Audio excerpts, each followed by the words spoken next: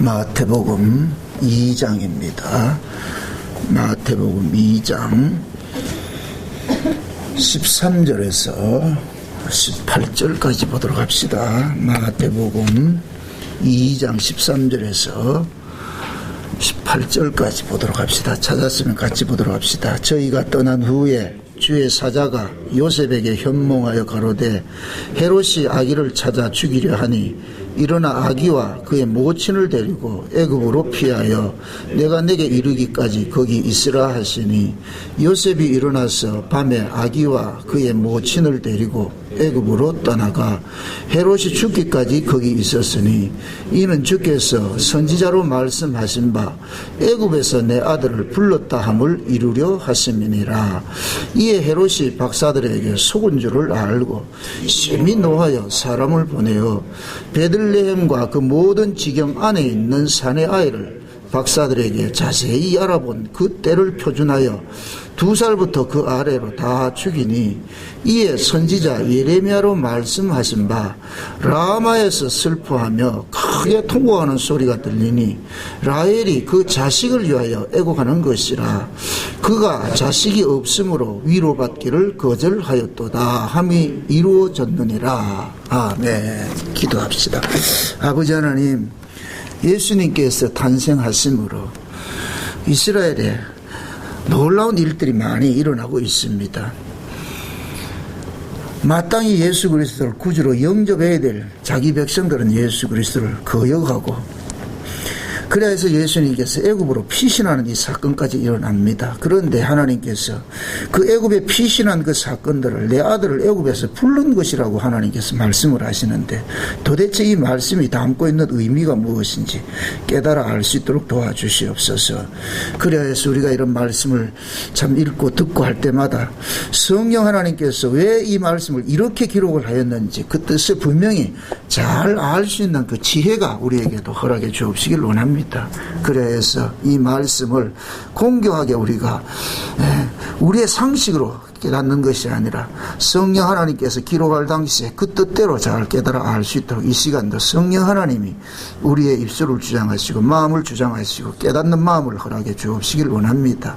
그래서 이 말씀 속에 담겨있는 그 하나님의 크고 비밀한 것들을 잘 깨달아서 이것이 우리에게 복음으로 들려지고 우리의 귀에 응한 모습으로 들려질 수 있게 도와주시옵소서.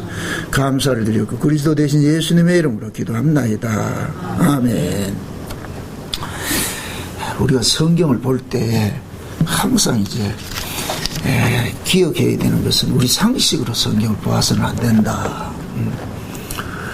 우리 상식으로 보게 될 것 같으면 우리는 자꾸 소설 같은 생각으로 이야기를 한단 말이죠. 그런데 성경 이야기는 우리 인간들이 지혜로는 절대로 하나님이 일하심을 이해하지 못하도록 하기 위해서 성경 자체가 우리 이성과 상관이 없이 그렇게 좀 어떤 때 반이성적으로 기록을 해놨거든요.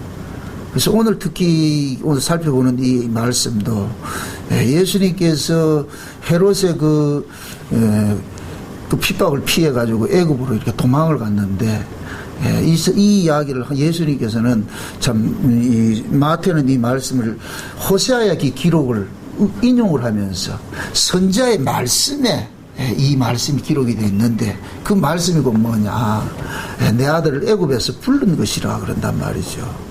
우리가 흔히 이제 애굽에서 하나님께서 그 아들을 불렀던 것을 우리가 구약의 출애굽을 잘 이해를 할 수 있잖아요. 그렇죠?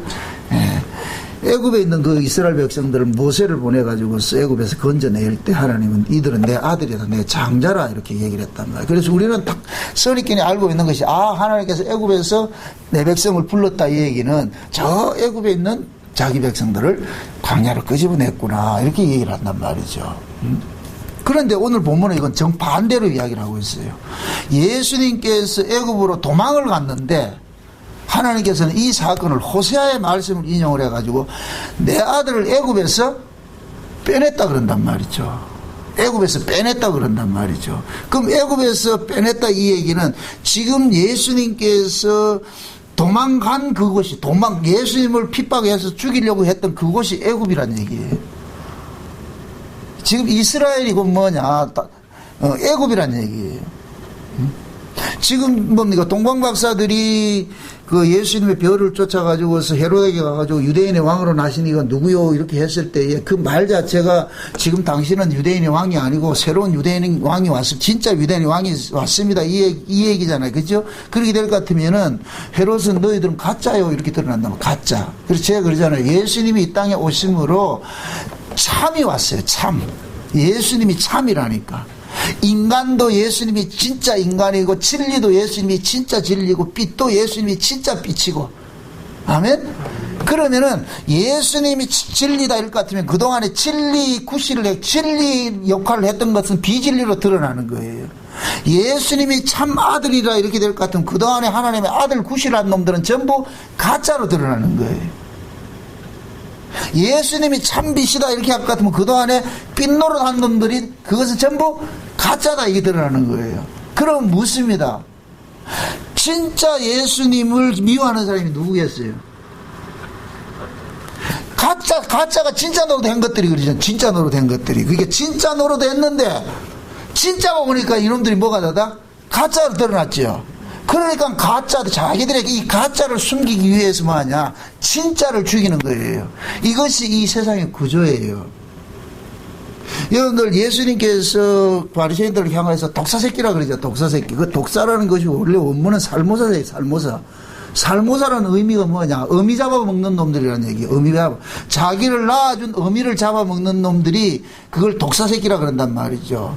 우리가 마귀의 종자들을 이야기를 할 때 하나님께로 나음을 입은 자들이 오히려 하나님을 죽이는 쪽으로 나가잖아요. 그걸 이제 우리가 죄라 그런다면 죄. 그래서 예수님께서 가장 신앙생활을 잘한다고 하는 그 바리새인들을 향하여서 독사새끼라 그렇게 이야기를 하는 것은 그 바리새인들의 그 신앙이 지금 뭐하냐? 하나님의 은혜를 뭐하고 있느냐? 가리고 있다는 얘기예요. 이스라엘은 하나님의 은혜를 드러내야 하는 민족이에요. 모든 백성들에게 하나님의 은혜로 우리가 살고 있음을 가르쳐 줘야 되는 것이 지도자들의 사명이에요. 그런데 그 당시에 지도자들은 뭐냐? 하나님의 그 은혜를 뭐하냐? 가리는 일들을 해버린 거예요. 가리는 일들을 해버렸단 말이죠. 그러니까 하나님의 은혜로서 구원을 받은 자들이 하나님의 은혜는 사라져버리고 자기들이 어떤 그 인간적인 어떤 행위와 그 열심을 가지고서 하나님 앞에 나올 것 같으면은 하나님의 은혜가 뭐가 되냐? 법에 의해서 가려져 버린단 말이에요. 그래서 하나님의 은혜를 가리는 그들을 예수님께서 뭐라 그러냐? 독사새끼라 그런단 말이에요. 독사새끼라. 응? 너희들이 하나님의 그 은혜를 가리고 있다. 이 얘기거든요. 응? 그걸 우리 지금 이 시대로 이렇게 얘기를 할 것 같으면은 복음을 가지고서 복음을 가릴 수가 있어요. 참 무섭다니까. 복음을 아는 걸 가지고서 우리는 그걸 나무래지 않잖아요. 그죠? 복음 알아야죠. 그런데 그 아는 복음이 지식이 됐을 때는 뭐가 되느냐? 이것이 법으로 작동을 한다니까. 지식이 됐을 때는. 그 법으로 작동하면 뭐가 돼요? 옳고 그름으로 나서겠죠. 나는 옳고 너는 틀렸다 그러죠. 그죠? 예. 엊그저께 어떤 분이 블로그에다 그 댓글을 이렇게 써놨는데, 이 보면 참 안타까워요. 저 그런 글을 보면 가슴이 참 아파요. 난 다 아는데 너 왜 그러냐 이거예요, 그게. 그게 결국 뭐냐, 그럼 비판하게 되거든요. 우리는 이걸 아셔야 돼요. 나도 그들 속에 있다 불렀어요. 나도 그들 속에 있다고. 지금 우리 김 전사님한테 이 얘기를 하자. 전사님 1년 전만 해도 이미 어디 있었어요? 법 안에 있어가 복음이 뭔지 모르고 있었잖아. 그죠? 그게 하나님의 그 은혜로 이렇게 복음을 이제 알았잖아요. 그죠?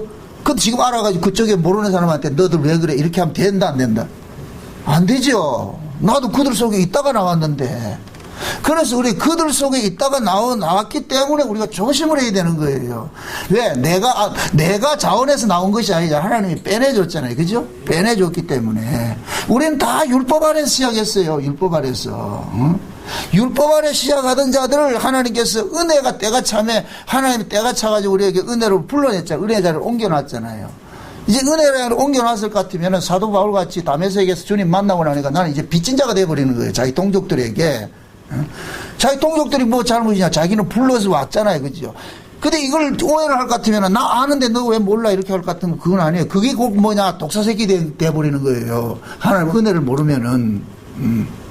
지금 예수님 초림 당시에 기득권층으로 지도자들이 기득권층이 되어 그래가지고서 백성들을 뭐 하느냐 수고하고 무거운 짐을 지어가지고서 말이죠. 그렇게 지금 하고 있다. 그러니까 백성들은 하나님 섬기는 게 싫은 거예요. 하나님 섬김이 기뻐야 되는데 쉽게 만들어 놨다니까. 안식일에 돌아오는 것이 지겹도록 만들어 놨다니까. 안 돌아왔으면 했다니까. 안식일에 오히려 안식하는 날이 아니고 죽는 날이라 하죠. 그러니까 백성들이 좋아하겠어요? 안 좋아하죠. 그 왜 그러냐? 지도자들이 법을 만들어 놔니까. 그러니까 예수님께서 오셔가지고서 자칭 신앙이 좋다고 하는 자들을 뭐 하느냐? 독사새끼라고 탁 몰아붙이는 거예요. 너 지금 하나님 은혜를 도둑질하고 있는 놈들이다. 하나님 은혜를 가리고 있는 놈들이다. 그래서 예수님께서 예루살렘에서 애굽으로 쫓겨가는 것이 되어버렸어요. 진짜 이스라엘 백성들이 그 유대인들이 그 하나님의 백성일 것 같으면은 예수님을 영접을 해야 되죠. 그죠? 예수님을 영접해야 되는데 그들은 예수님 영접하는 것이 아니라 우리 예수님을 배척하더란 말이죠. 그러니까 예수님을 영접하지 않고 예수님을 죽이려고 하는 그놈들이 애굽이지요. 구약에 뭡니까? 모세가 태어날 당시에도 바로 왕이 어떻게 했어요?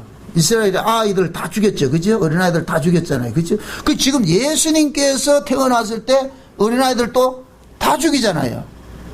그럼 결국 뭐냐? 모세가 이스라엘의 구원자였듯이 지금 예수님도 이스라엘의 구원자였는데 그 모세를 대적한 자가 누구였어요? 바로 왕이었죠. 그럼 예수를 대적하는 자가 누구예요? 헤롯왕으로 나타나잖아요. 그렇게 될 것 같으면 헤롯왕이 다스리는 이 유대 나라는 뭐가 되냐? 애굽이 돼버리는 거예요. 애굽이 돼요. 그래서 예수 하나님께서 내 아들을 애굽에서 불렀다 이렇게 얘기를 하는 거예요. 빼냈다 그러는 거예요. 저 예루살렘 저기가 애굽이니까 저기에서 하나님께서 내 아들을 불러냈다 그러는 거예요. 그래서 예수님께서 애굽으로 피신해 가지고서 헤롯이 죽을 때까지 있다가 헤롯이 죽고 나서 다시 어디로 돌아오죠. 그죠? 그러니까 하나님의 일하심이라는 것, 일하심을 여러분들이 잘 이해를 하셔야 되는 부분이, 예를 들어서 우리 교회가 처음에 은혜를 시작해가지고 이렇게 했어요. 그런데 이 교회가 하나님의 은혜의 성이 상실될 것 같으면 여기가 뭐가 되느냐? 마귀의 소굴이 되어버린다니까. 애굽이 되어버린다니까. 그럼 하나님 어떻게 하냐? 여기서 떠나지요. 응? 흔히 그런 얘기를 하잖아요. 처음에 하나님께서 은혜로 교회를 세워놔놓고 그 교회가 하나님 은혜로 부흥되거나 할 것 같으면 나중에 뭐가 되냐? 세속화 될 것 같으면 교회는 껍데기만 있고 하나님 예수는 없잖아요. 그럼 예수님 또 다른 데 간다니까. 응? 그래서 흔히들 그러잖아요. 기독교 역사가 가는 곳마다 부흥한 것이 망해가지고 또 다른 데로 옮겨가고 그러죠. 유럽에서 미국으로, 미국에서 한국으로 하는데 한국에서 지금 이미 짐 싸고 있어. 다른 데 간다니, 그죠? 그 복음이 그렇게 이동 경로가. 근데 참 재밌는 것이 복음이 그렇게 딱 꼭 이렇게 타락할 때마다 하나님께서 그곳에서 빼내가지고 빼내진 그곳에 가가지고 또 부흥을 일으킨다니까. 구약의 이스라엘의 그 역사를 쭉 이렇게 살펴볼 것 같으면은 보세요. 살펴보면은 아브라함을 갈대아 우르에서 빼내죠. 가나안을 빼내잖아. 가나안에서 야곱 시대에 기근이 들어가지고 어디로 옮겨가요? 애굽으로 옮겨가죠. 그 애굽에서 있다가 다시 또 어디로 빼내요? 가나안으로 빼내죠. 그 가나안에 또 빼내놨다가 이놈들이 왕국 시대 돼가지고 마지막 때 어떻게 돼요? 다시 바벨론으로 포로돼 버리죠. 바벨론으로 포로된 놈들 다시 빼내오지요. 빼내와가지고 예루살렘 세워놨죠. 예루살렘에 내려왔는데 예수님 와가지고 예루살렘에서 다시 애국으로 빼내져 버리죠. 그럼 보세요. 그렇게 가는 그 과정들마다 하나님께서 그 속에서 하나님의 백성들을 찾아낸다니까. 하나님의 백성들을.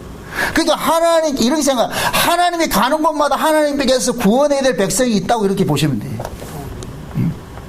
그러니까 하나님께서 요셉을 형제들의 그 시기 때문에 요셉이 가나안에 있던 그 요셉이 어디로 가버려요? 애굽으로 팔려가 버리죠. 그죠? 근데 나중에 그 요셉을 통해가지고 어떻게 되느냐? 애굽에 있는 사람들이 하나님을 믿게 되는 그런 일들이 일어나죠. 그러니까 가나안에 있던 자들은 어떻게 돼요? 요셉을 통해서 구원하는 일들이 일어나잖아요. 그죠? 자기를 쫓아냈던, 미워해서 버렸던 그 형제가 자기 형제들을 버린 그들을 용서하는 구조로서 이렇게 되죠. 이게 성경의 구조라니까. 성경의 구조. 응? 그래서 항상 뭐가 되느냐, 앞에 있는 것들이 타락이 되면은 타락 때문에 쫓겨갔다고 쫓겨난 사람이 그들도 다시 구원해내는 방식으로 일을 한단 말이죠. 그러니까 보세요. 요셉의 시대도 그랬고, 그 다음에 또 한 번 뭡니까, 그 엘리 시대에 볼 것 같으면은 이스라엘 백성들이 블레셋 하고 전쟁을 해가지고 뭘 뺏겨버려요. 법궤 뺏겨버리죠. 그죠? 법궤를 뺏겨버리잖아요. 그 법궤를 뺏겼는데 나중에 그 법궤가 블레셋 전역을 다니면서 무슨 일을 해요? 블레셋 신들을 지금 작살내잖아. 낙원의 신당에다 올 것 같으면은, 자고 일할 것 같으면 뭐가지 탕탕탕탕 이렇게 지쳐버리잖아요. 그죠? 그 얘기는 지금 뭐냐, 그 법궤가 블레셋 전역을 다니면서 쉬운 얘기로 도장 깨기 하고 있는 거예요. 블레셋 신들을 지금 뭐 하느냐, 죽이는 일들을 하고 있는 거예요. 블레셋 신들을. 그렇게 블레셋을 다 돌고 나가, 블레셋은 나중에 어떻게 해요? 도로 이거 가져가시오 그러잖아요. 도로 가져가시오 하는데 그냥 보내는 것이 아니고 뭐 하느냐, 각종 그 예물을 해서 담아가지고, 그리고 무슨 뭐냐, 전나는 암소 2마리를 해가지고서 그 암소가 어떻게 해요? 법궤를 싣고서 어디로 올라가요? 그 암소가 어디로 가요? 베세메스라는 곳으로 올라가죠. 그 베세메스라는 곳으로 올라가가지고서 암소가 결국에 하나님 앞에 뭐 하느냐, 제물로 드려진다니까. 그럼 결국 법궤가 가가지고 블레셋에 가가지고서 누굴 데려왔느냐? 2마리 암소 데려온 거예요. 2마리 암소. 그 2마리 암소가 누구냐? 우리라니까. 성도를 상징한다고 의인을 할 것 같으면은. 이해되죠? 그걸 예수님식으로 말할 것 같으면은, 예수님이 하늘에 계셔야 될 그 예수님이 이 땅에 내려오셔가지고서 이 땅에 있는 신들을 전부 징벌을 하고 나가지고 이 속에서 누굴 구원하느냐? 자기 백성 구원해가 하늘로 데려가는 것 똑같은 모습이라니까. 아멘? 네, 그 모습이라니까. 그리고 자 보세요. 이스라엘 백성들이 바벨론으로 포로를 잡혀갔어요. 포로를 잡혀갔는데 그 나중에 지난 시간에 우리 살펴봤잖아요. 포로로 잡혀간 줄 알았는데 포로로 잡혀간 그 동네에서 동방박사들을 하나님께서 불러가지고 예수를 영접하게 하더라니까. 예수를 영접. 그러니까 보세요. 우리가 생각해야 될 때는 이스라엘이 바벨론으로 포로 잡혀갔을 때는 이게 아주 나쁜 구조인 줄 알고 있었는데, 그것이 나쁜 것이 아니고 하나님께서 이스라엘을 바벨론에 포로로 시킨 것은 바벨론 속에서 자기 백성을 건져내기 위한 하나님의 방식이었다는 것이 동방박사들이 예수를 영접하는 것으로 나타난 거예요. 이게 얼마나 역설적이에요. 오늘 본문이 그걸 얘기를 하는 거예요. 지금 보세요. 예수님께서 애국으로 피신을 하니까, 피신하고 나니까 뭡니까? 헤로드 왕이 애굽에 예수님이 태어난 그 기점을 통해 가지고서 2살 이하의 사내 아이들은 모조리 죽이라 그러죠. 그죠? 그 사내 아이들이, 베들레헴에서 태어난 그 사내 아이들이 예수님과 같이 태어났다는 그 죄로 인하여서 전부 뭐였느냐? 죽임을 당한단 말이죠. 죽임을 당해요. 죽임을 당했는데 요 죽임 당한 요 모습을 지금 이 마태복음에 예레미야를 인용을 해가지고서 라마에서 라헬이 그 자식을 위하여서 통곡하는 것이라 이렇게 얘기를 한다니까. 이게 성경이 이래서 어려운 거예요. 성경이 다 이게 퍼즐처럼 퍼져 있는데, 막 그 조각조각이 나 있는데, 이걸 하나로 퍼즐로 맞춰야 되는 거예요. 지금 이 마태복음을 우리가 이 성경을 공부를 하면서도 그걸 맞춰가는 일을 하는 거예요. 맞춰가는 일을 하는 거예요. 왜 지난 시간에 그러죠? 왜 예수님께서 자기 백성 구원하러 왔는데 자기 백성은 영접하지 않고 예수님을 제일 먼저 영접한 사람이 누구냐? 동방박 이방인이 영접을 하냐 말이야. 이방인이. 예? 그럼 그 모습 속에서 하나님께서 이 역사 속에서 운행하는 그 일들이 어떤 식으로 일을 하느냐? 항상 뭐냐? 가짜가 먼저 출현하고 진짜가 나중에 나타나는 식으로 일을 하는 거예요. 흔히들 이제 이거 세대주의자들이 참 착각하는 게 그거예요. 육적 유대인들이 자꾸 구원을 받는다 이러는데, 아니, 하나님은 육적 유대인을 구원하려고 한 적이 없다니까. 창세전 언약 자체가 그리스도 예수 안에서 나온 자들을 구원하는 것이지 아브라함 혈통에서 나온 자가 아니에요. 그거는 기능적 이스라엘이라니까, 표상이라니까, 표상. 제가 그랬잖아요. 아브라함의 후손들이 이스라엘이잖아요. 그죠? 근데 예수님께서 오셔가지고 뭐가 됐어요? 예수님이 참 아들로 왔잖아요. 참 아들로 오니까 아브라함의 후손들이 가짜로 드러나 버렸잖아요. 그러니까 아브라함의 후손들이 지금 누구를 죽이려고 그래요? 예수를 죽이려고 그러잖아요. 아브라함의 후손이 진짜 하나님의 백성일 것 같으면 예수를 죽여야 돼요? 영접해야 돼요? 영접을 해야 되죠. 그러니까 영접하지 않잖아요. 그런데 진짜 예수를 영접한 사람은 누구였어요? 아브라함의 후손이에요? 이방인이에요? 이방인이잖아. 그럼 그 이방인은 어떻게, 동방박사들은 어떻게 복음을 알았느냐? 하나님께서 이스라엘이 타락을 하니까 남쪽 유다를 멸망시켜가지고 어디로 보내느냐? 바벨론을 포로시켰는데, 그런데 그 포로로 잡혀간 자들이 거기에서 하나님을 그들에게 증거를 한 거예요. 그게 다니엘과 그 세 친구들과 느헤미야나 이 에스라 이런 사람들이 전부 거기 있단 말이죠. 이들이 그들 속에서 하나님을, 참 하나님이 어떤 분인지를, 다니엘이나 사드락과 메삭과 아벳느고는 느부갓네살 왕에게 하나님을 알려주잖아요. 그러니까 느부갓네살이 그들을 보고서 뭐라 그래요? 너희 신이 진짜 신이다. 그래서 온 나라에 조서를 내려가지고서 누구든지 사드락과 메삭과 아벳느고 다니엘의 이 하나님을 폄훼하는 자는 내가 죽여버리겠다. 조서를 내린다니까. 그래서 그 다니엘과 메삭과 아벳느고가 이런 사람들이 그들의 영향을 따라가지고서 바벨론에서 하나님을 믿는 사람들이 일어나더란 말이죠. 그들이 누구냐? 동방박사들이랑 동방박사. 그 동방박사들은 뭐를 연구했다 그래요? 별을 연구했죠. 그럼 그 별이 어디에 나오느냐? 모세 오경에 볼 것 같으면 발람이 이스라엘을 저주하려고 했을 때 하나님께서 발람의 입술을 주장을 해가지고서 축복을 하는데 거기에서 뭐냐? 야곱에서 한 별이 나가지고 이스라엘이 호울이 되리라 이렇게 얘기를 한단 말이죠. 그럼 그걸 연구를 그들은 했단 말이죠. 이방인인 동방박사들이 성경을 연구해가지고서 진짜 메시아를 찾아왔잖아요. 아멘? 그럼 자 보세요. 제가 그랬잖아요. 그들이 성경을 연구를 해가지고 그 성경을 연구한 것을 머릿속에 담고 있는 것이 아니라 그 성경을 통해서 누구를 만났어요? 예수를 만났어요. 이게 성경의 역할이라 그랬어요. 그게 여러분들이 성경을 알면은 끝에 가서 누구를 나와야 되냐? 예수를 만나야 돼요. 나 성경 안다가 나오면 안 되고. 아멘? 여러분들이 복음을 안다는 것이 나 복음 알아요고 나오면 안 되고 예수의 삶이 나가야 되는 거예요. 예수의 삶이 없는 복음 아는 건 이건 사기라니까, 사기. 이해되죠? 서기관과 바리새인들은 동방박사들이 헤롯한테 와가지고서 유대인의 왕으로 나시니까 어디 다 알려줬어요. 알려줬는데 이놈들은 성경 가지고 연구를 해보니까 야, 유대인의 왕이 어디서 나는데? 베들레헴에서 나는데 그럼 가야 돼요? 안 가야 돼요? 안 가잖아요. 그러니까 얘네들은 성경 그냥 지식을 가지고 있는 거예요. 지식을. 시험 치면 100점 받지. 그죠? 지식을 가지고 있다니까. 근데 동방박사들은 지식이 아니고 그것이 곧 뭐냐? 예수 그리스도를 만나는데 필요한 거예요. 그럼 예수를 만나면 성경 필요하다 없다? 필요하지 않죠. 성경은 예수를 만나기 위해서 있는 것인데. 아멘? 아멘. 우리가 살아가는 삶 속에 성경 절대로 애우는 게 신앙이 아니에요. 신앙이 아니고 예수를 만나서 그 예수의 생명으로 살아가는 거예요. 아멘? 우리는 삶으로 사람 예수를 전도하는 것이지 성경 몇 장 몇 절 가지고 예수 전도하는 게 아니라니까. 이 말씀 앞에 설 것 같으면 지금 이 시대 교회를 어지럽히는 사람은 어떤 사람들이에요? 성경 말씀 몇 잘 아는 거 가지고서 잘난 척 하는 사람들이지, 그죠? 이게 이 교회를 어지럽히는 사람들이라니까. 진짜 성경이 말씀이 육신이 되어야 된다니까. 예수님만 말씀이 육신화돼서 온 것이 아니고, 자 보세요. 말씀이신 하나님이에요. 말씀이신 하나님이 이 땅에 오셨을 때 뭐로 왔어요? 육신으로 왔어요. 육신으로 살았죠. 뭐를 살았어요? 말씀을 풀어내는 삶을 살았잖아요. 그죠? 그게 예수님이 살아가는 삶 자체가 말씀을 응하게 하는 삶인 거예요. 말씀을 응하게 하는 거. 성경을 응하게 하시라고. 아멘? 그러면 예수님만 그러냐? 예수를 믿는 자기 백성들도 말씀이 육신화가 되어야 된다니까.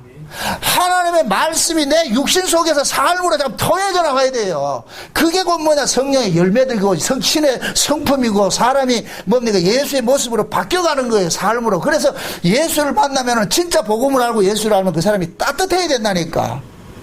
그 사람이 다가가고 싶어지고 그 사람한테 그 말이야 따뜻함이 묻어나고 예수의 생명이 묻어나고 은혜가 묻어나고 이런 것들이 나타나야 되지.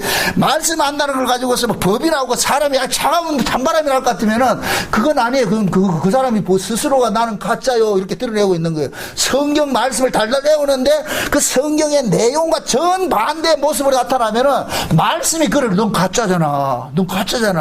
네가 진짜 말씀 알면 왜 그렇게 사노? 지금 말 이해돼요? 그러니 보세요. 이스라엘이 보세요. 바벨론으로 포로를 당해갈 때 왜 이스라엘의 백성들이 포로로 잡혀갔느냐. 기득권층 지도자들이 타락하니까, 항상 지도자가 타락하니까 누가 고생을 하느냐? 백성들이 고생을 한다니까.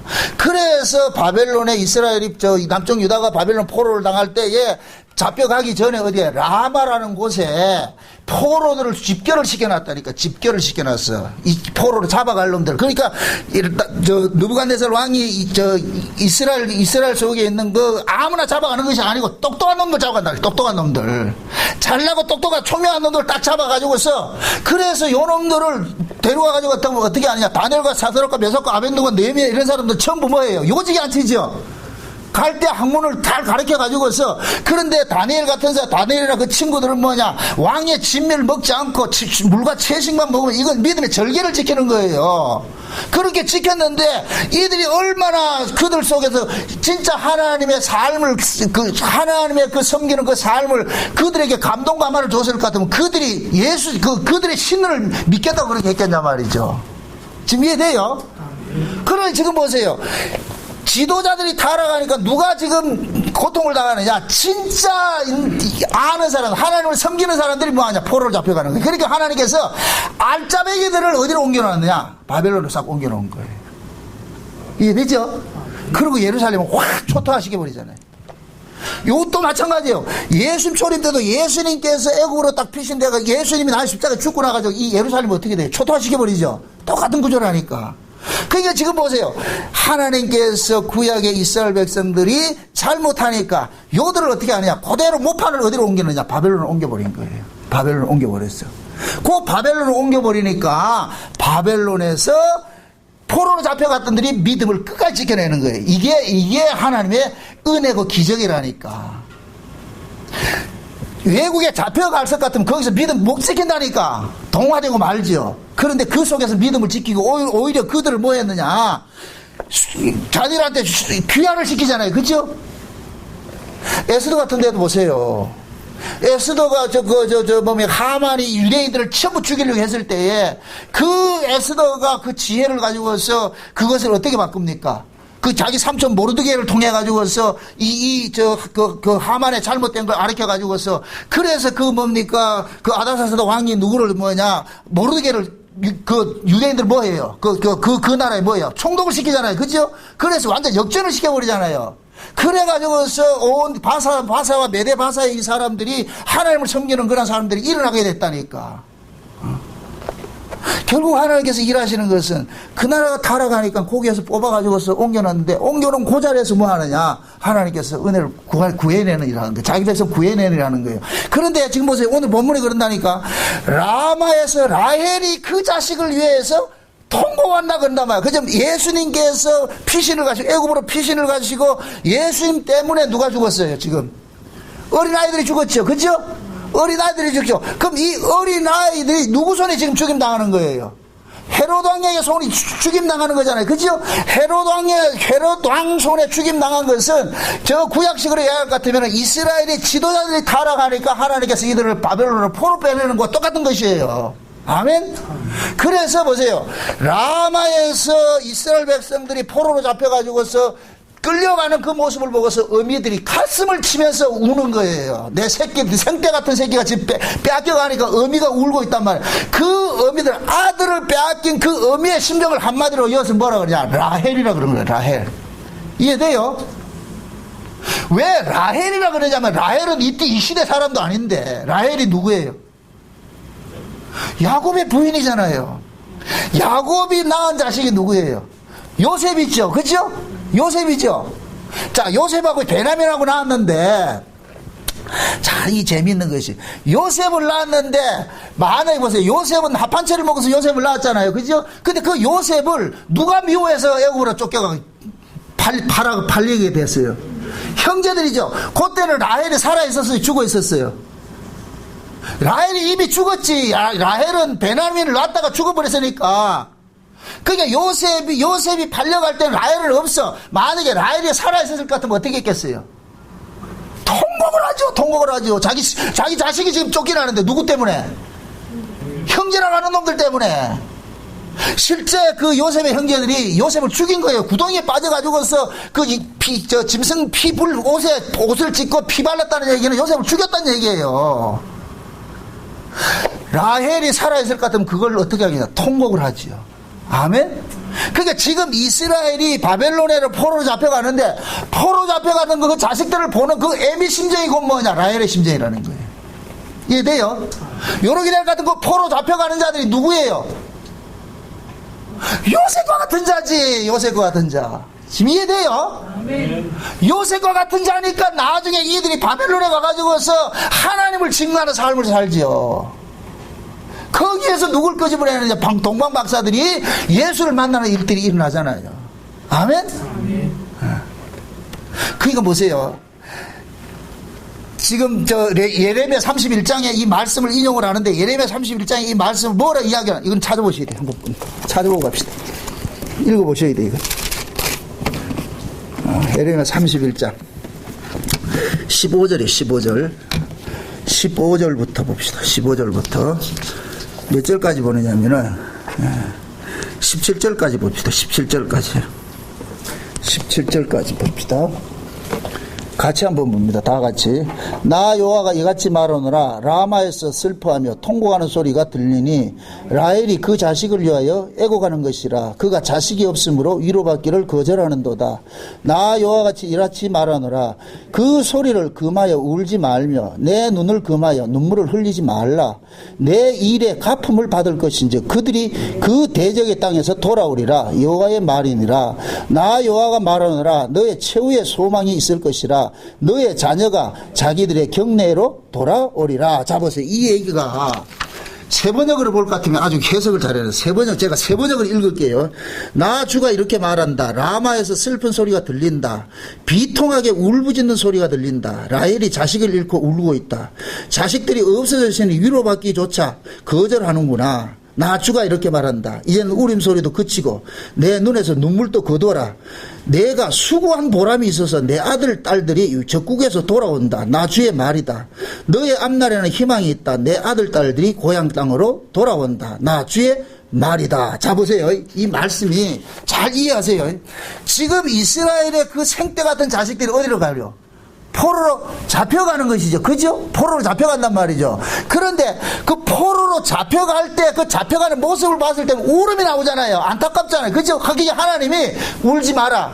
울지 마라. 이건 기쁜 일이다. 기쁜 일이다. 왜 기쁜 일이냐? 거기에 가서 내 자식들을 다 돌아오게 하기 위해서 이들이 가는 거야. 그래서 여기서 말하는 것이 뭐냐면은 네 수고를 통해 가지고서 다른 백성이 다 돌아오게 되어 있다는 얘기예요. 그러니까 지금 보세요. 포로로 붙잡혀가는 이 백성들이 수고하러 가는 거예요. 쉬운 얘기, 일하러 가는 거예요. 무슨 일하러 가요? 하나님의 복음을 가지고 자기 백성들을 구하러 가는 거예요. 그래서 하나님이 그러는 거예요. 너희들 눈에는 지금 자식들이 빼앗기는 것 같이 보이지만은 빼앗기는 것이 아니고 내가 그들을 통해서 그 속에 있는 내 새끼들을 다 돌아오게 하려고 내가 보내는 거야. 아멘? 아멘. 이게 꼭 예수님 하나님의 아들을 보내면서 아버지가 아들을 이 땅에 죽으러 보낼 때 그 마음이 기쁘다 슬프다? 슬프죠. 그런데 언약적이 받을 때는 그 아들이 가가지고 누구를 데려가요? 무수한 자기 백성들을 데려오잖아요. 그죠? 아멘? 아멘. 이게 지금 이게 본문이 그 얘기예요. 그러니까 이거 지금 이 예레미야 31장의 이 말씀을 예수님께서 애굽으로 피신가고 어린아이들이 죽고 하는 이 사건 속에도 이 말씀을 다 기록을 하는 이유는 지금 예수님께서 애굽으로 피신가고 어린아이들이 죽고 하는 요 구조가 바벨론에서 포로로 잡혀가는 그 구조하고 똑같다는 얘기를 지금 하고 있는 거예요. 이해되죠? 아멘. 요르기넬 같은 보세요. 예수님께서 이스라엘의 뭡니까 그 바벨론으로 포로 잡혀가는 모든 사람들 예수님은 대표로 서 있는 거예요. 그럼 예수님이 애굽으로 딱 내려가잖아요. 그죠? 그럼 애굽으로 내려가는 것은 예수님께서 뭐냐? 애굽 속에서 자기 백성 구원하기 위한 거예요. 아멘? 애굽 속에서 거기서 말하는 이 애굽은 이방이라니까. 이방 속에 하나님께서 자기 백성 구원하기 위해서 예수님이 내려가는 거예요. 이해되죠? 그래서 예수님께서 사역을 하실 때에 어떻게 사역을 하느냐? 이스라엘의 중심가인 수도에서 사역하는 것이 아니고 이방의 갈릴리 지역에서부터 예루살렘을 쳐들어 올라가는 식으로 복음이 전도된다니까. 이해돼요? 이렇게 될 것 같은 뭐냐? 기존의 하나님의 성전이라고 하는 그곳이고 뭐냐? 하나님께서 떠나 있고 하나님은 어디로 가 있느냐? 이방으로 내려갔는데 이방에서 하나님이 다시 뭐로 가느냐? 예루살렘에 불 피우러 가는 거예요. 빛을 주기 위해서 가는 거예요. 생명을 주기 위해서 가는 거예요. 아멘? 이게 복음의 역설이라니까. 복음이 진행되는 과정이라니까. 이해되죠? 그러니까 지금 보세요. 하나님 그런 거예요. 라헬 보고 그런 거예요. 라헬아, 네 새끼 지금 뺏긴다고 해가지고 슬픈 일인데, 맞다, 슬픈 일이지만은 이것이 전부가 아니고 내가 계획을 한, 내가 주 여호와가 말한다. 내가 이 일을 하고 있다. 어떤 일을 하느냐? 내 아이를 저 바벨론에 내가 보내는 것은 그 속에서 내 백성 꺼내기 위해서 일하러 보내는 것이다. 그러니까 이 너 아들의 그 수고를 통해 가지고서 많은 내 아들 딸들이 이곳으로 다시 돌아올 것이다. 그 얘기하는 거예요. 그런데 그 돌아오는 그 뭡니까? 지금 저 라헬이 울고 있는 그 울음이 뭐냐? 누구를 위한 울음이냐면 에브라임을 위한 울음이라 이렇게 얘기를 한다니까. 10 몇 절인가 보세요. 20절 보세요. 20절. 18절. 에브라임이 스스로 탄식함으로 내가 정령이 들어오노니 이르기를 주께서 나를 징벌하심에 멍에와 익히지 못한 송아지 같은 내가 징벌을 받았나이다. 주는 나의 하나님 여호와시니 나는 이끌어 돌이키소서 그리하시면 내가 돌아오겠나이다. 자 보세요. 하나님께서 포로로 남쪽 유다를 바벨론으로 포로로 시키는데 실제 바벨론으로 포로로 됐어요. 그런데 이걸 영적인 의미로서 무슨 이야기를 하느냐? 라헬의 이 울음이 누구를 향한 울음이 돼버리냐? 에브라임을 위한 울음이 돼버리는 거예요. 그럼 이 에브라임은 어디냐면 북쪽 이스라엘을 상징한다고요. 북쪽 이스라엘을. 그럼 자 보세요. 북쪽 이스라엘이 남쪽 유다가 있고 북쪽 이스라엘이 있죠. 이 둘이 원래 나눠졌어요. 하나예요. 하나였죠. 하나였는데 갈라졌죠. 근데 북쪽 이스라엘은 11지파가 가가지고서 타락해가지고 아수르한테 망해가지고 완전히 이방인들이 돼버렸어. 완전히 이방인들이 돼버렸어. 근데 남쪽 유다는 유다지파예요. 여기에 베냐민 반지파가 꼽혀있는데 베냐민은 여기 이쪽에도 꼽혀있고 저쪽에도 꼽혀있단 말이죠. 그런데 이 남쪽 유다는 바벨론의 포로 똑같이 포로 되었는데 남쪽 유다는 끝까지 믿음을 지켜가지고서 나중에 돌아온다니까. 그럼 보세요. 나 지금 요렇게 될 것 같으면은 남쪽 유다는 진짜 이스라엘이 돼버리고 북쪽 이스라엘은 이방인이 돼버리는 거예요. 아멘? 그럼 남쪽 유다를 통해 가지고서 누가 구원을 받느냐? 망한 그 북쪽 이스라엘이 이방화된 그들이 구원을 받는 거예요. 그거 하나님이 그렇게 일을 하신다니까. 지금 이해되죠? 여기 요셉 시대 얘기를 할 것 같으면은 요셉이 남쪽 유다와 같고 요셉의 형제들은 북쪽 이스라엘과 같은 거예요. 그러니까 요셉이 나중에 누구를 살려내요? 자기 형제들을 살려내잖아요. 아멘? 거기 예수님께서 오셔가지고서 사마리아인 구원하는 것을 나타나는 거예요. 예수님께서 최초로 이방인 구원하는 것이 사마리아인이라는 거예요. 사마리아. 그 사마리아가 누구냐? 북쪽 이스라엘이에요. 그걸 여기서 뭐라 하냐? 에브라임이라 그런다니까. 그런데 그 에브라임을 이 이스라엘 백성들에게는 에브라임 이럴 것 같으면 누구를 이야기하냐? 베냐민을 에브라임 지파로 이야기를 하는 거예요. 북쪽 이스라엘을 에브라임 지파라 그러는데 에브라임이라 이렇게 얘기를 하는데 그 에브라임을 바른 이야기를 할 때 베냐민이라 얘기를 한다니까. 이렇게 될 것 같으면은 남쪽 유다는 요셉이 돼버리고 북쪽 이스라엘은 베냐민이 돼버리는 거예요. 이해돼요? 이렇게 될 것 같으면은 남쪽 요셉이 누구를 구원해내느냐? 베냐민을 구원해내는 거예요. 자기 형제를 구원해내는 거예요. 아멘? 그게 지금 보세요. 하나님께서 그러는 거예요. 얘들아 지금 네 새끼들이 저 포로로 붙잡혀 가는데 포로로 붙잡혀 가는 것은 거기에 붙잡혀 있는 내 새끼들 찾아오기 위한 거야. 그래서 내 아들과 딸들이 다 돌아온다 그런다니까. 이해되죠? 네. 그래서 보세요. 야곱이 아들을 둘을 낳는데 어떤 아들을 낳냐? 요셉을 낳아요. 요셉을 먼저 낳았잖아요. 요셉은 합한채를 먹고서 요셉을 낳았어요. 그래서 야곱이 합한채를 먹고 난 그 요셉에게 뭐냐? 자기 가문을 물려준다니까. 유업을 얻게 만든단 말이에요. 그래서 채색을 입혀주고 하나님께서 요셉은 야곱의 가문을 이어갈 자라는 것을 꿈을 통해서 보여주는 거예요. 보여준다니까. 그런데 보세요. 베냐민은 언제 출생을 하느냐 하면은 야곱이 아버지 집에서 장자의 축복을 받고 나가지고서 하란으로 도망가가지고 20년 동안 종살이 하면서 거부가 되죠. 그래서 다시 이렇게 하나님께서 그 거부가 되고 자식들을 낳을 때 돌아가라고 이렇게 했을 때 야곱이 하나님의 그 명령을 따라가지고서 하란에서 돌아온단 말이에요. 돌아와가지고서 그런데 그 야곱이 순수하게 베델로 올라가는 것이 아니라 중간에 어디에 머무르냐면 세겜에 머물고 있다니까. 세겜에 머물고 있다가 디나가 강간당하고 이렇게 하면서 완전히 방해해버려요. 그러다가 올라가잖아요. 근데 올라가는데 보세요. 이들이 올라가는데 야곱이 나중에 베델로 올라가가지고서 하나님께서 야곱에 찾아가지고 야곱에게 그러는 거예요. 이제는 너를 야곱이라 하지 말고 이스라엘에 해라 이렇게 얘기를 한다니까. 그게 이스라엘이라 하고 나가지고서 하나님께서 야곱에게 아들을 준 것이 그것이 베냐민이라니까. 그래서 베냐민은 맨 마지막에 태어났어. 야곱이 베델에서 하나님의 그 축복을 받고 나가지고서 하란으로 가가지고서 여기 다시 돌아오기까지가 몇 년 걸렸나? 30년 걸렸다니까. 30년 만에 낳아진 아들이 누구냐면 베냐민이에요. 베냐민. 그래서 라헬이 베냐민을 낳을 때 낳다가 힘이 들어가지고 늙어서 아이를 낳으면서 힘들어서 낳다가 죽었잖아요. 그죠? 그러면서 죽으면서 이 라헬이 뭐라 하냐? 이 아이 이름을 베논이라 그런다니까. 베논이라는 얘기는 슬픔의 아들이에요. 슬픔의 아들이에요. 그런데 그 야곱이 그 베논을 어떻게 하느냐? 아니다. 슬픔의 아들이 아니고 이 아이는 오른손의 아들이다. 다른 말로 승리자다. 승리자. 그래가지고 베냐민이라 바꾼 거예요. 베냐민이라 바꿨다니까. 아멘? 그럼 보세요. 라헬이 죽어가면서 낳은 자식이 베논이에서 뭐가 돼요? 베냐민이 돼버렸죠. 베논이는 뭐냐? 슬픔의 아들이고 베냐민은 승리의 아들이에요. 아멘? 그럼 자 보세요. 이것을 그대로 야곱의 라헬의 아들의 그 의미로 봤을 때에 라헬의 자식 울을 때가 베냐민을 낳으면서 울고 죽었잖아요. 그죠? 그러면 실제 라헬이 울었던 그 자식은 베냐민이라니까. 베냐민. 거기 보세요. 자기는 이것이 슬픔의 아들이라고 했는데 하나님께서는 이건 슬픔의 아들이고 무슨 아들이다? 승리의 아들이다. 이렇게 바꿔주잖아요. 그죠? 그럼 자 보세요. 지금 하나님께서 이스라엘 백성 예수님께서 태어나가지고서 그 예수님을 기점으로 예수님과 같이 태어난 아이들이 전부 누구 때문에 죽어요? 예수님 때문에 죽죠. 그런데 헤롯이 누구만 죽이느냐? 여자애는 안 죽이고 누구만 죽여요? 사내 아이들만 죽이죠. 사내 아이를 죽인다는 얘기는 이들이 뭐냐? 언약을 이어갈 후손들에게도 죽는 거예요. 그러니까 예수님이 태어났을 때 같이 태어났던 아이들이 죽는 것은 예수님과 함께 한 자들이기 때문에 죽임당하는 거예요. 아멘? 그럼 보세요. 우리 입장에서 봤을 때는 예수님 때문에 죽는 그 아이들이 슬픔의 아들이에요? 기쁨의 아들이에요? 슬픔의 아들이죠. 인간적으로 봤을 때.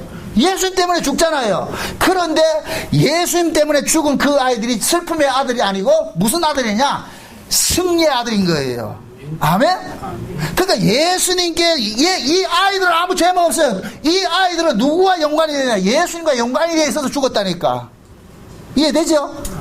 그러니까 보세요. 예수님과 연관이 되어 있는 사람은 이 땅에서 어떻게 되느냐? 죽임당한다니까. 예수에게 속한 자는 다 죽임을 당해요. 아멘? 그럼 자 보세요. 예수에게 속한 자들은 이 땅에서 다 죽임을 당하는데 그러면 예수에게 속한 자들이 죽임을 당하는 곳으로 모인 곳이고 뭐냐? 교회라니까. 교회. 이게 여기가 뭐가 되냐? 라마가 되는 거예요. 라마라는 말은 높은 곳에 있는 곳 이 뜻이거든요. 그럼 보세요. 지금 라마에 누가 잡혀있느냐? 바벨론으로 포로로 잡혀갈 이스라엘 백성들 속에서도 아주 똑똑한 놈들, 믿음 좋은 놈들 지금 붙잡혀 있잖아요. 그죠? 근데 육적으로 봤을 때는 이들이 포로로 잡혀가는데 하나님 입장에서는 포로로 잡혀가는 것이에요. 그쪽에 전도하러 가는 거예요. 전도하러 가는 것이잖아요. 그죠? 그게 그와 똑같은 거예요. 하나님께서 보세요. 이 땅에 라마와 같은 곳을 하나 정해 놓은데 그것이 곧 뭐냐? 교회예요. 이 교회는 높은 곳에 있는 곳이에요. 높은 곳에 있는 거. 아멘? 이 높은 곳에 있는데 이 높은 곳에 누가 붙잡혀 있느냐? 하나님의 포로를 붙잡혀 있다니까. 하나님이 이스라엘을 포로로 해가지고 어디를 보내냐? 바벨론을 보내는 거예요. 지금 저와 여러분들이 세상에서 우리는 포로가 되어서 하나님의 포로가 돼서 여기에 거둬졌다니까. 이해돼요? 네. 그러니까 보세요. 우리는 모두가 뭐냐? 세상적인 의미에서는 베논이면서 영적인 의미에서는 우리는 뭐냐? 베냐민이 되는 거예요. 아멘? 네. 실감이 되나 모르겠지. 자 보세요. 우리는 보세요. 전부 하나님의 포로 잡힌 자라니까. 우리는 하나님에게 포로가 됐다니까. 포로를 하나님께서 자기 백성들 포로를 잡아가지고 어디에 가둬놨냐? 라마라는 곳에 가둬놨는데 그 라마가 신약적인 의미에서 교회라니까. 아멘? 그러면 보세요. 요 라마에 잡혀있는 이들이 곧 누구냐? 육적으로 받을 때는 슬픔의 아들들인데, 나중에 보니까 이들을 통해가지고서 바벨론 포로로 잡혀가는 그들을 통해가지고 다시 바벨론에 있는 자기 백성을 건져내는 걸 봤을 때는 이들이 승리한 자라는 것으로 나오잖아요. 그죠? 그렇기 때문에 지금 저와 여러분들이 이 땅에서 포로로 잡혀가서 교회에 가서 우리는 세상의 모든 것들이 다 빼앗긴 모습으로 살아가지만은, 그러나 실제는 우리가 뭐가 되느냐? 하나님 나라를 유업으로 얻는 뭐가 되느냐? 승리의 아들들이 되는 거예요. 승리의 아들들. 아멘? 그러니까 신자들은 이 땅에서 뭐 하느냐? 버림받는 구조로 되어 있는데 그것이 버려짐이 아니고 그것이 뭐냐? 하나님 앞에 어둠의 구조가 되어버린다니까. 이해되죠? 그럼 신자들이 이 땅에 살아가는 실패가 실패다 아니다? 아니죠. 실패가 아니죠. 그러니 자 보세요. 예수님께서 태어나시고 예수님 때문에 죽는 아이들이 있고, 그 다음에 예수님을 애굽에서 예루살렘에서 애굽으로 피신했는데 이거를 애굽에서 내 아들을 불렀다 이렇게 표현을 하면서 그 아이들이 예수님 때문에 죽은 그 아이들을 지금 라헬의 자식이라고 그런다니까. 라헬의 자식. 지금 이러면 이게 맥이 잡히죠? 라헬의 그 자식은 요셉하고 누구라 그랬어요? 베냐민이라고 그랬죠? 그죠?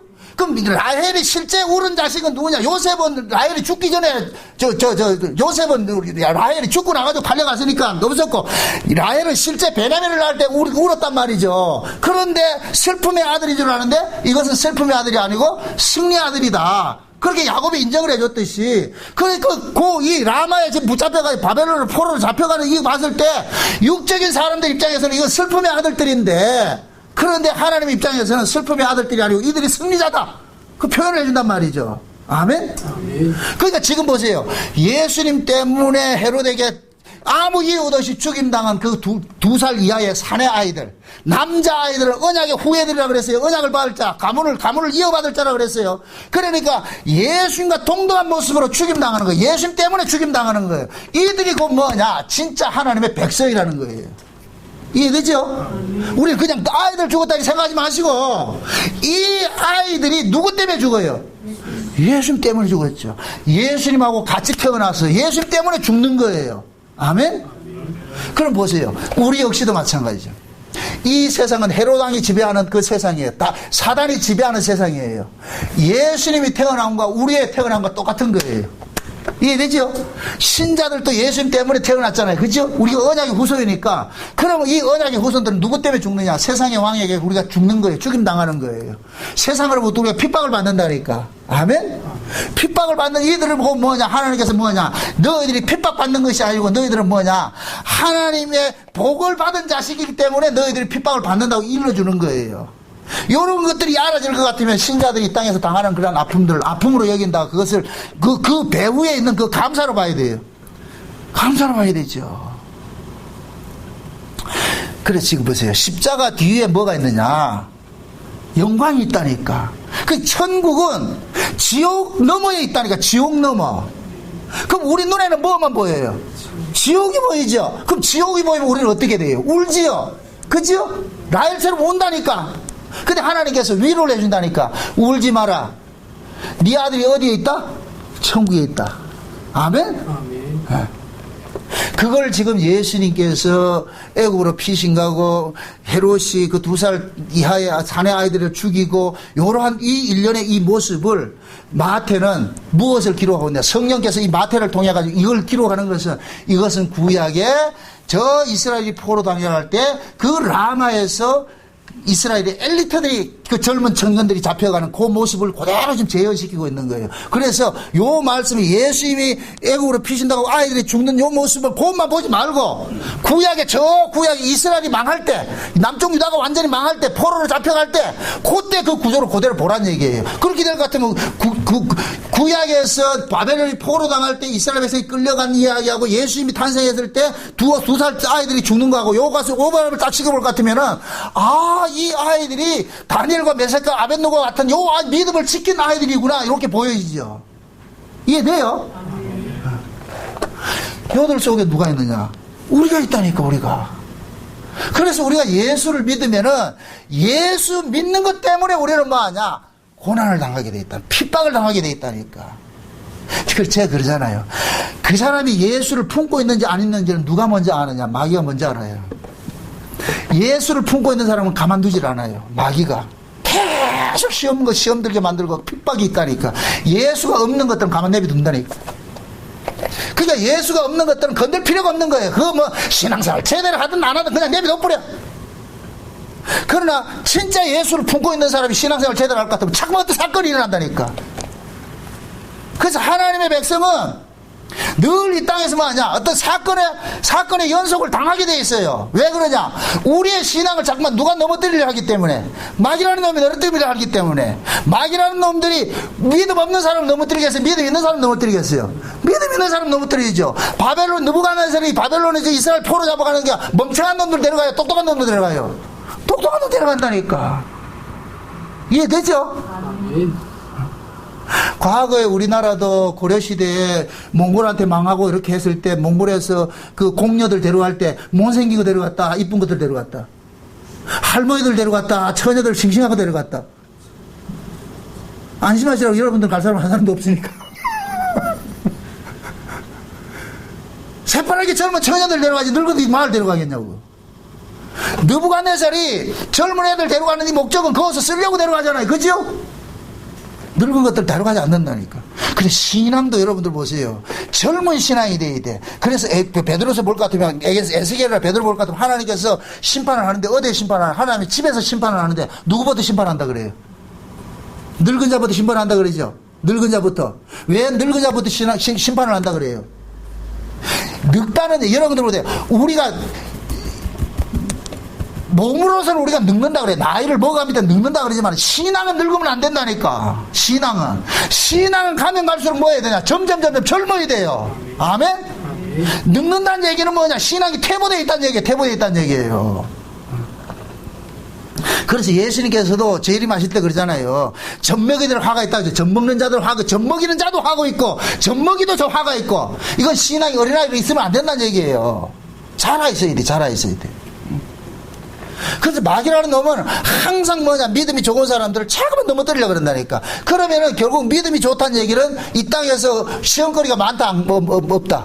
많이 생기는 것이죠. 많이 생기는. 그러니까 여러분들이 신앙생활 하면서 어떤 아픔들이 일어나고 이럴 것 같으면 그것 때문에 재수없다 생각하지 말고, 아, 내가 그래도 믿음 생활 제대로 하고 있으니까 이런 일들이 당하는구나.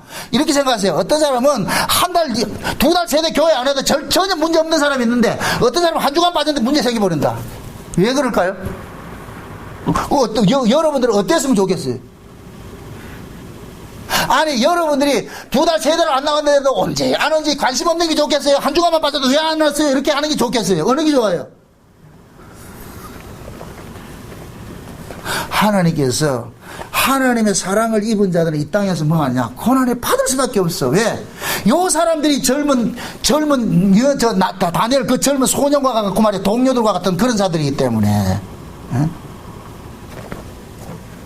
그래서 예수님께서 태어날 그 당시에 죽었던 그 2살 이하의 그 어린아이들이 라마에서 라헬이 그 통곡하는 모습으로서 예레미야는 그 예레미야의 그 말씀을 여기다 딱 대입을 시켜가지고서 보여주고 있는 거예요. 그러면은 신약을 읽는 우리 입장에서는 마태가 왜 이런 성경을 이런 구조로 이렇게 썼을까? 그러면은 성령께서 이 말씀을 기록하셨을 때는 다 구약의 것을 뭐 하고 있어요? 그걸 가지고서 여기에 대입을 시키잖아요. 그죠? 이렇게 될 것 같으면 구약의 이스라엘의 멸망상거리나 예수님께서 오셔가지고 쫓겨가는 것이나 똑같은 이야기 되는 거예요. 똑같은 이야기. 시기적으로는 다른 모습으로 보이지만은 영적인 의미에서는 같은 거예요. 다른 거예요. 같은 것이죠. 그래서 요셉이 애굽으로 팔려가는 것이나 예수님께서 저 애굽으로 내려가는 것이나 똑같은 모습이에요. 그러니까 요셉이 내려가고 애굽으로 팔려갔고 예수님도 팔려갔고 나중에 요셉이 형제들을 살리고 예수님도 자기 백성들 살려내는 거 똑같은 모습이라니까. 한 그림이라 한 그림. 거기에 중간에 삽입된 게 뭐냐? 바벨론의 포로로 잡혀갈 때 포로로 잡혀간 그들 때문에, 그들의 수고 때문에 누가 돌아오느냐? 거기에 있는 아들딸, 하나님의 아들딸들이 다시 곧바로 돌아온다고 그러잖아. 그러니까 돌아오는 그 아들딸들이 누구냐? 에브라임이라고 그러잖아요. 에브라임. 그러니까 뭐냐? 이방인이라서 전혀 예수 밖에 있는 그런 이야기가 아니고 북쪽 이스라엘이 이방인으로 있는 거예요. 북쪽 이스라엘이. 그래서 에브라임들이 돌아온다 그러는 거예요. 에브라임의 아들, 딸들이 돌아온다 그런다니까. 아멘? 이렇게 됐을 때는 예수님께서는 오셔가지고 자기 백성만 구원하는 것이 성립이 되는 거예요. 아멘? 물론 바벨론에서 그 동방박사들 같이 그들이 예수 믿는 사람도 맞아요. 그것도 이방인 속에 있는 거예요. 그러나 성경 구조로 남쪽 유다와 북쪽 이스라엘을 이야기했을 때 남쪽 유다는 언약의 후손이고 북쪽 이스라엘은 이방인인 격이 되는 거예요. 아멘? 그럼 남쪽 유다를 통해 가지고 누가 구원받느냐? 북쪽 이스라엘이 구원받는 거예요. 그럼 북쪽 이스라엘이 지금 이방화 됐잖아요. 그럼 이 이방화된 이들을 구원하기 위해서 남쪽 유다 지파가 어디로 가야 되겠어요? 하나님께서 어디로 옮겨놔야 되겠어요? 이방으로 옮겨놔야지. 이방에 가면 누구 데려오려고? 에브라임 지파 데려오려고. 아멘? 그걸 예수님에게 적용해보세요. 하나님께서 예수님 이 땅에 왜 보냈어요? 자기 백성 있잖아요. 자기 백성. 우리가 지금 포로 잡혀있고 이방이라는 게 있다니까. 그래서 예수님께서 오셔가지고서 누구만 구원해 가느냐? 창세전에 어린 양의 생명책에 농명된 자들만 있는 거예요. 창세전에 어린 양의 생명책에 농명된 자들이 뭐냐? 행적이기 때문에. 아멘? 자기 백성이기 때문에 그 백성을 찾아가서 구원해내는 거예요. 그래서 데려간다니까. 그걸 지금 마태복음은 이야기해주고 있는 거예요. 그래서 우리가 예수님께서 애굽으로 피신했다가 다시 올라오고 하는 이 모든 과정은 뭐냐? 예수님 자체가 구원자예요. 그러니까 예수님이 가는 곳마다 무슨 일이 일어나겠어요? 구원하는 일들이 일어나죠. 자기 백성 구원하는 일들이 일어나죠. 아멘? 쉬운 얘기로 예수님께서 자석과 같이 예수님이 가는 곳마다 누가 달라붙어요? 세부치들이 척척 달라붙겠죠. 그죠? 그러니까 자기 언약의 후손이 세부치라고 생각할 것 같으면은 세부치들이고 비언약의 백성들은 그냥 흙이라고 생각을 합시다. 모래라고 생각합시다. 예수님이 자석이 돼가지고 애굽으로 내려가면 애굽 속에도 누가 붙겠어요? 세부치 같은 백성들 붙겠죠. 그죠? 바벨론에 가면 바벨론에 붙어올 것이고 아수르 가면 아수르 불러 들어올 것이고 어디를 돌아내 붙어올 것이에요. 아멘? 그러니까 보세요. 기독교가 보세요. 부흥회하면 타락하죠. 타락하면 다른 데 옮겨버리죠. 다른 데 옮겨가면 거기서 또 붙는 사람이 있다니까. 이것도 부흥하면 여기 또 타락하죠. 그럼 또 다른 데 옮긴다니까. 거기서 또 다른 데 가면 그것도 붙는 사람이 있죠. 그렇게 해서 이 전 세계를 돈다니까, 복음이. 아멘? 우리 한국도 마찬가지야. 100년 전만에 같으면 조선시대 같으면 누가 예수 믿는지 누가 어떻게 알겠냐고. 그런데 복음이 들어와가지고 외국의 선교사들을 통해가지고서 복음이 들어왔는데 그 복음을 전해보니까 자석처럼 탁탁 붙는 사람들이 있더란 말이죠. 아멘? 다 붙었는데 이놈들이 또 타락한다. 그럼 또 하나 또 어디로 옮기겠죠. 그죠? 조만간 저 중국으로 옮겨갈 거야 아마. 그렇게 해서 하나님께서 다 자기 백성 구원하고 같으면 타락 옮겨가지고 또 옮기고 또 옮기고 이래서 나중에 어디까지 올라가느냐? 저 예루살렘까지 올라간다니까. 아멘? 그래서 예수님이 그러잖아요. 온 이스라엘을 다 돌기 전에 예수님이 온다 그러죠. 그죠? 그러니까 예수님께서 지금 마지막 때가 그 뭐냐? 저 이스라엘에 누가 복음을 가지고 들고 들어가야 되느냐? 이쪽 이방 사람들이 복음을 가지고 들고 들어가는 거예요. 그래서 항상 성경적 구원은 뭐냐? 옛 것을 새 것이 앉는 구조로서 구원이 이루어지는 거예요. 그래서 성경에는 처음에 나온 장자들은 다 타락하고 찾아가 그 장자를 앉는 것으로 되어 있다니까. 아멘? 그래서 육적 이스라엘도 저 유대인들이 있잖아. 육적 유대인들이 있잖아. 저 육적 유대인들을 누가 그들을 앉게 되느냐? 영적 유대인들이 그들을 앉는 거예요. 그러니까 그들도 영적 유대인 안에서 영적 유대인들이 전하는 그 복음 안에서 그들 구원을 받는다니까. 그래서 지금 현재 저 육적 유대인들은 예수를 안 믿는다니까. 예수를 모르고 그럼 예수를 아는 민족이 어디 있어요? 지금 이방인이잖아요. 이방인. 그렇죠? 그럼 이방인은 이 교회가 진짜 예수를 가지고서 어디로 가야 되느냐? 예수를 모르는 저 유대 땅에 올라간다니까. 이스라엘 올라간다니까. 그에게 뭐하냐? 예수를 전해줘. 그 속에서 가면은 또 자석처럼 붙는 놈들이 있다니까 또. 아멘? 그렇게 이스라엘 다 다니고 나면은 예수 오신다니까. 그럼 결국 예수님께서 전 이스라엘을 다니면 예수님이 오신다는 그 얘기는 그 이스라엘이 전 세계를 뭐 하고 있다? 함축하고 있는 거예요. 그래서 예수님께서 이스라엘 전역을 다니면서 전도하는 거예요. 한 군데 있지 않고 올라갔다 내려갔다 올라갔다 내려갔다 한다니까. 이해되죠? 아멘. 왜 그러냐? 예수님께서 구원하기 때문에, 구원자시기 때문에 예수님이 가는 곳에는 그냥 놀러 가는 게 없어요. 가는 곳마다 뭐가 있냐? 구원자가 발생하는 거예요. 예수님이 사마리아 사마리아 성에 갈 때, 사마리아 들어갈 때 제자들이 뭐라 그랬어요?